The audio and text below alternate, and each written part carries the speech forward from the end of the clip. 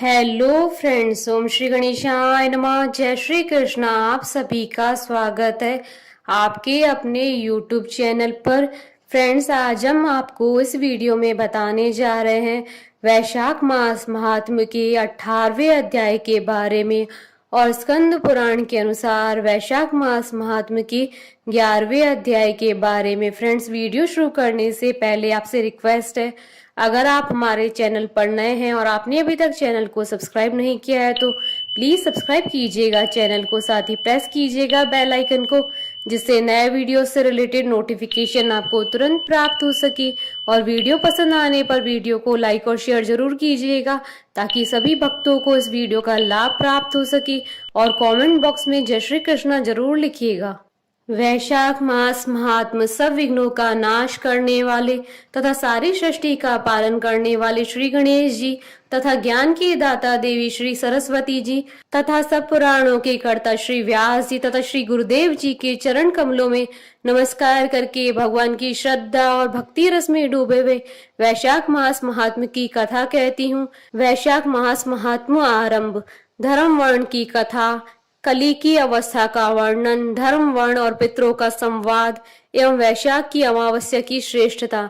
मिथिलापति ने पूछा, ब्राह्मण, इस वैशाख मास में कौन कौन सी तिथियां पुण्यदायिनी हैं? श्रुतदेव जी बोले, सूर्य के मेष राशि पर स्थित होने पर वैशाख मास में 30 तिथियां पुण्यदायिनी मानी गई हैं। एकादशी में किया हुआ पुण्य कोटि गुना होता है। उसमें स्नान, दान, तपस्या, होम, देव पूजा, पुण्य कर्म एवं कथा का श्रवण किया जाए तो वह तत्काल मुक्ति देने वाला है। जो रोग आदि से ग्रस्त और दरिद्रता से पीड़ित हो वह मनुष्य इस पुण्यमय कथा को सुनकर कृतकृत्य होता है। वैशाख मास मन से सेवन करने योग्य है क्योंकि वह समय उत्तम गुणों से युक्त है। दरिद्र, पंगु, अंधा, नपुंसक, विधवा, साधारण स्त्री, पुरुष, बालक, युवा, वृद्ध तथा रोग से पीड़ित मनुष्य ही क्यों न हो, वैशाख मास का धर्म सबके लिए अत्यंत सुख साध्य है। परम पुण्य में वैशाख मास में जब सूर्य मेष राशि में स्थित हो तब पाप नाशनी अमावस्या कोटि गया के समान फल देने वाली होती है। हे राजन, जब पृथ्वी पर राजश्री सावर्णिका का शासन था उस समय 30वें कलयुग के अंत में सभी धर्मों का लोप हो चुका था। उसी समय आनर्त देश में धर्मवर्ण नाम से विख्यात एक ब्राह्मण थे। मुनिवर धर्मवर्ण ने उसी कलयुग में ही किसी समय महात्मा मुनियों के सत्र याग में सम्मिलित होने के लिए पुष्कर क्षेत्र की यात्रा की। वहां कुछ व्रतधारी महर्षियों ने कलयुग की प्रशंसा करते हुए इस प्रकार कहा था, सतयुग में भगवान विष्णु को संतुष्ट करने वाला जो पुण्य 1 वर्ष में साध्य है वहीं त्रेता में 1 मास में और द्वापर में 15 दिनों में साध्य होता है, परंतु कलयुग में भगवान विष्णु का स्मरण कर लेने से ही उसे 10 गुना पुण्य होता है।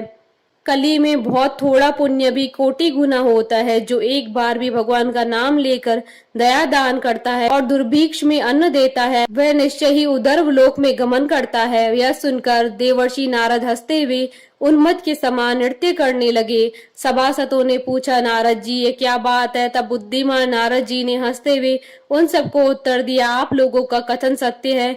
इसमें संदेह नहीं है कि कलयुग में स्व अल्प कर्म से भी महान पुण्य का साधन किया जाता है तथा कलेशों का नाश करने वाले भगवान केशव स्मरण मात्र से ही प्रसन्न हो जाते हैं। तथापि मैं आप लोगों से यह कहता हूँ कि कलयुग में ये 2 बातें दुर्घट है, श्रीश्रेंद्रिय का निग्रह और जीवा को वश में करना। ये दोनों कार्य जो सिद्ध कर ले वही नारायण स्वरूप है। अतः कलयुग में आपको यहाँ नहीं ठहरना चाहिए। नारद जी की यह बात सुनकर उत्तम व्रत का पालन करने वाले महर्षि सहसा यज्ञ को समाप्त करके सुखपूर्वक चले गए। धर्मवर्ण ने भी यह बात सुनकर भूलोक को त्याग देने का विचार किया।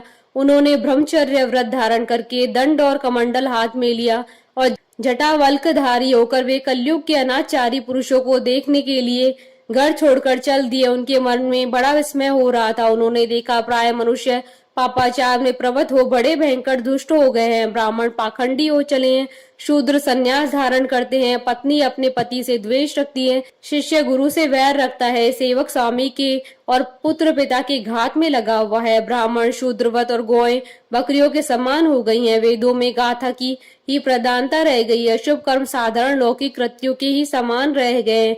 इनके प्रति किसी की महत्व बुद्धि नहीं है। भूत प्रेत और पिशाच आदि की उपासना चल पड़ी है। सब लोग मैथुन में आसक्त हैं और उसके लिए प्राण भी खो बैठते हैं। सब लोग झूठी गवाही देते हैं। मन में सदा छल और कपट भरा रहता है।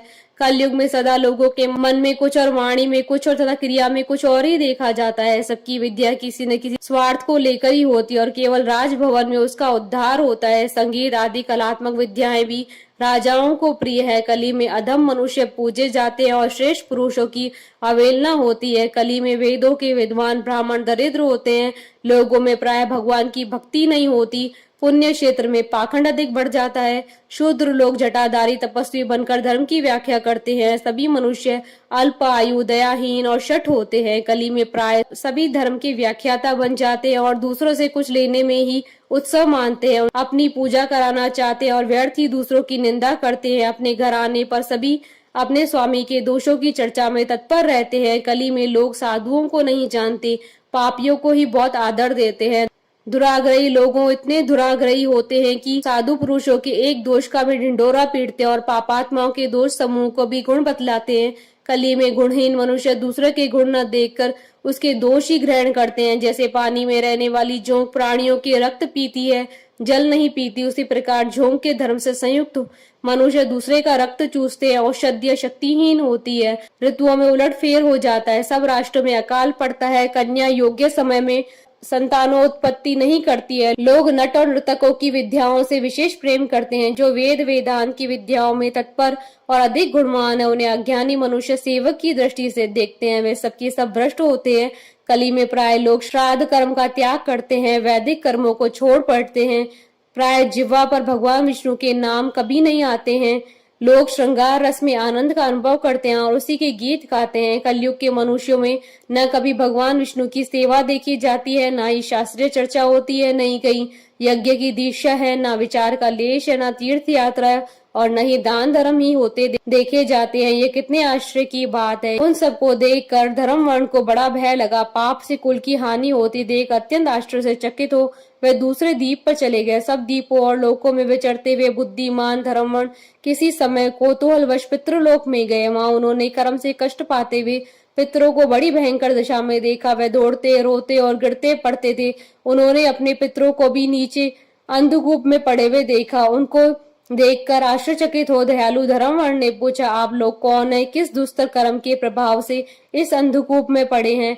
पितरों ने कहा, हम श्री वत्स गोत्र वाले हैं। पृथ्वी पर हमारी कोई संतान नहीं रह गई है, अतः हम श्राद्ध और पिंड से वंचित है, इसलिए यहाँ हमें नरक का कष्ट भोगना पड़ता है। संतानहीन दुरात्माओं का अंधकूप में पतन होता है। हमारे वंश में एक ही माँ यशस्वी पुरुष है जो धर्मवर्ण के नाम से विख्यात है, किंतु वह विरक्त होकर अकेला घूमता फिरता है। उसने अपने गृहस्थ धर्म को नहीं स्वीकार किया। वह एक ही तंतु हमारे कुल में अवशिष्ट है। उसकी भी आयु क्षीण हो जाने पर हम लोग घोर अंधकूप में गिर पड़ेंगे, जहाँ से फिर निकलना कठिन होगा। इसलिए तुम पृथ्वी पर जाकर धर्मवर्ण को समझाओ। हम लोग दया के पात्र हैं। हमारे वचनों से उसको यह बताओ कि हमारी वंशारूपा दूर्वा को काल रूपी चूहा प्रतिदिन खा रहा है। क्रमशः सारे वंश का नाश हो गया है। एक तुम ही बचे हो। जब तुम भी मर जाओगे तब संतान परंपरा न होने के कारण तुम्हें भी अंधकूप में गिरना पड़ेगा। इसलिए गृहस्थ धर्म को स्वीकार करके संतान की वृद्धि करो। इससे हमारी और तुम्हारी दोनों की उधर्व गति होगी। यदि एक भी पुत्र वैशाख माघ अथवा कार्तिक मास में हमारे उद्देश्य से स्नान श्राद्ध और दान करेगा तो उससे हम लोगों की उधर्व गति होगी और नरक से उद्धार हो जाएगा। यदि एक पुत्र भी भगवान विष्णु का भक्त हो जाए, एक भी एकादशी का व्रत रखने लगे, अथवा यदि एक भी भगवान विष्णु की पाप नाशक कथा का श्रवण करे तो उसकी 100 भावी पीढ़ियों का उद्धार होता है। ये पीढ़ियां पाप से आवृत होने पर भी नरक का दर्शन नहीं करती।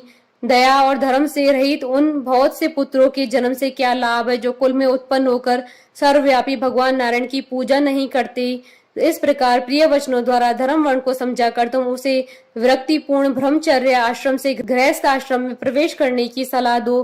पितरों की यह बात सुनकर धर्म वर्ण अत्यंत विस्मित हुआ और हाथ जोड़कर बोला, मैं ही धर्म वर्ण नाम से विख्यात आपके वंश का दुराग्रही बालक हूँ। यज्ञ में महात्मा नारद जी का यह वचन सुनकर कि कलयुग में प्राय कोई भी रसनेन्द्रिय और शिशेन्द्रिय को दृढ़ता पूर्वक संयम में नहीं रखता। मैं दुर्जनों की संगति से भयभीत तो अब तक दूसरे दूसरे द्वीपों में घूमता रहा। इस कलयुग के तीनों चरण बीत गए, अंतिम चरण में भी 3.5 भाग व्यतीत हो चुके हैं। मेरा जन्म व्यर्थ बीता है, क्योंकि जिस कुल में मैंने जन्म लिया उसमें माता पिता की ऋण को भी मैंने नहीं चुकाया।